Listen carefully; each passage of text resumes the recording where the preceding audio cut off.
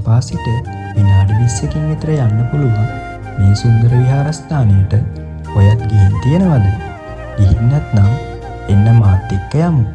මේ තමයි මාලිගාතැන්න විවේක සේනාසනය.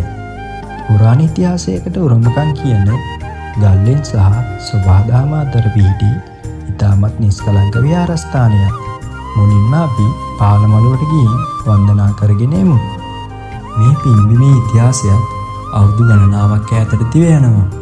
මාලිගාතැන්නවට ඇති ස්වාභාවික ගල්ලෙන් අතීතයේ භික්ෂුන් වහන්සේලාගේ වාසස්ථාන සහ භාවනා ස්ථාන ලෙස භාවිතා කර තිබෙනවා.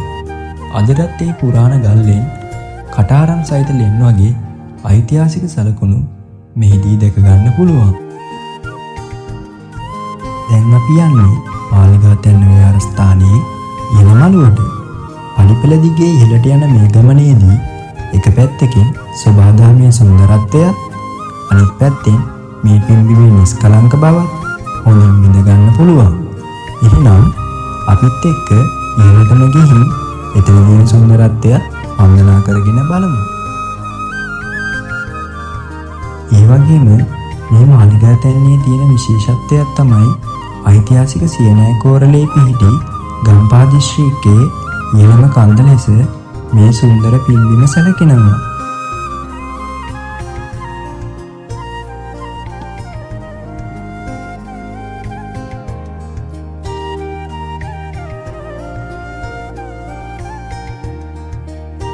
ඔන්න අපි දැන් ඉහළමළුවටත් ආවා.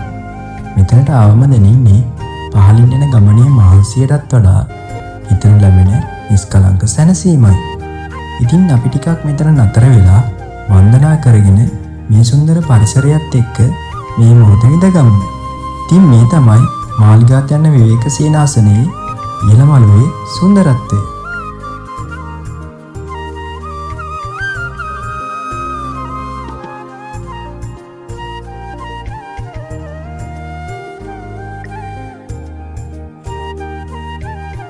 ඔන්න අපි දැන් ඉහළමළුවටත් ඇවිත් වන්දනා කරගෙන මේ සුන්දර පරිසරයත් විඳගත්තා.